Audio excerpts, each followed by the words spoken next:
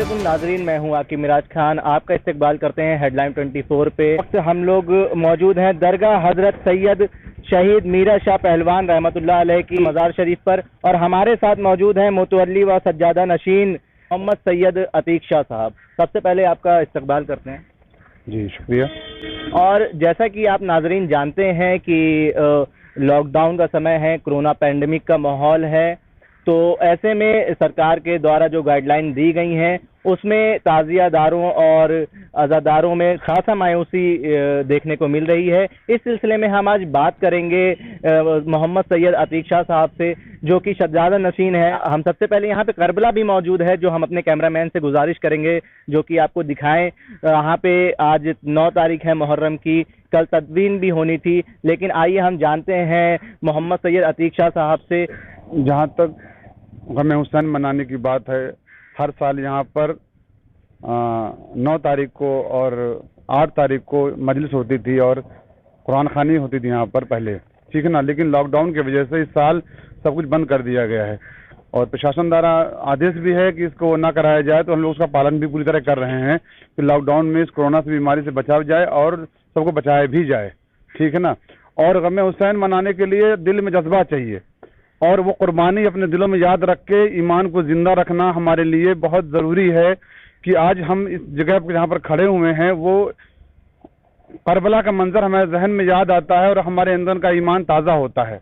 और दूसरी बात यह है कि ईमान के अंदर शहादत का मर्तबा सबसे आला और अफजल रखा गया है, और इस वक्त जो हमारे दिल में जज्बा है कुरान को लेकर के, ईमान को लेकर के और हज़रत इमाम हुसैन के आलो आयल को लेकर के, वो एक अलग है। इस वक्त हम लोगों का ईमान एक मुसलसल तौर पर तरोताज़ा रहता है और हमारे दिल में गम हुसैन हर वक्त गम की तरह एक चराग की तरह जलती रहती है, और जिसमें पूरी तरीके से हम लोग सराबोर होते हैं। और पूरी तरीके से इसको मनाने के लिए हम लोग कुरान खानी, रोज़े का एहतमाम करते हैं और मजलिस का एहतमाम करते हैं। लेकिन इस बार कोरोना की वजह से, लॉकडाउन की वजह से यहाँ पर कुछ भी नहीं हो पा रहा है। हम लोग अपने घर में सादगी से मना रहे हैं और इस दरगाह पे चंद लोग मिलकर ही मजलिस का एहतमाम कर रहे हैं, लगभग 2-3 लोग ही ये हम लोगों के लिए। लेकिन फिर भी गम हुसैन तो हम सबको मनाना ही, क्योंकि ईमान वाले हैं और हम जिस नस्ल से हैं हमको मनाना ज़रूरी समझते हैं वो जो लाजिम है हमारे लिए। और बाकी करबला की जो तरतीब होती है, ताज़िया दफन होने का सिलसिला होता है, वो जैसा चाह पहले उस टाइप की रहेगा। हमारी करफा प्रभारी से बात हुई, उन्होंने मुझे बताया कि ऐसा है मेरा कि आप ताज़िए को इकट्ठा ना करके अलग अलग करके लाएं और आराम दफन करें, इसमें कोई तकलीफ नहीं होगी। तो हमने भी उनका पूरा सहयोग देने के लिए पूरा आश्वासन दे दिया और उन्होंने भी मुझे इसका पूरी तरह से मदद की है। और मैं समझता हूँ कि प्रशासन पूरी तरीके से हम लोगों का साथ दे रही है और आने वाले वक्त में इस बीमारी से हम सब निजात पा जाएंगे मौला के सदक़े में। और यकीनन इस बात समझ रहे हैं कि कोई ऐसी दिक्कत आने वाले वक्त में नहीं होगी। हमारे मुल्क से इस कोरोना को हटाकर हम सबको जैसे पहले थे उस तरीके से दोबारा रह करके हम गम हुसैन के साथ साथ तमाम और मस्जिद से तमाम जुलूस, तमाम तरह के त्योहारों को पूरी तरीके से मना सकेंगे। और गम हुसैन को हम अगर आज देखें तो इस गम के इस वक्त पर जो हो रहा है, जो परेशानियां हो रही हैं, उससे हम अल्लाह से दुआ करें ताकि हम तमाम परेशानियों से बाहर निकल जाएं और गम हुसैन को अपने दिल के अंदर मनाएं और इसको ताज़ा रखें ताकि हम सबका ईमान इससे ताज़ा होता है। बेशक ये करबला है और कल 10 तारीख है और तदफीन भी होनी है कल, तो कुछ लोग आएंगे क्या तदफीन करने? देखिए, जहाँ तक शासन का आदेश है कि 2-2 आदमी आके यहाँ पर तदफीन करें और उसके अलावा कुछ भी नहीं है। यहाँ पर कोई मजलिस नहीं हो रही है, ना ही कोई और इस तरह का कुछ जुलूस का प्रोग्राम है। सिर्फ और सिर्फ अब लोग ताज़िया लाकर अपने करबला में अपनी अकीदत के साथ दफन करेंगे और उसके बाद फिर लोग अपने चले जाएंगे अपने अपने घरों पर, क्योंकि जो हुक्म हमको शरा से हुक्म शासन से नहीं है तो हम भी इस पर आगे कुछ नहीं कह सकते। ये जो मीरा शाह बाबा रहमतुल्लाह अलैह की मज़ार है, इसकी तारीख के बारे में भी हमें कुछ बताइए आप। दरअसल ये दरगाह हज़रत मीरा शाह रहमतुल्लाह अलैह, ये हज़रत सैयद सलार गाजी मसूद रहमतुल्लाह अलैह के साथ में 435 हिजरी में हिंदुस्तान तशरीफ लाए थे और उनके सिपह सलार थे आपने। चूँकि अल्लाह के वली जहाँ जहाँ भी होते हैं, ठीक है ना, तो वहाँ पर एक चीज़ अलग से गुलजार हो जाती है और वहाँ तमाम मुअज़्ज़े होने शुरू होते अपने आप।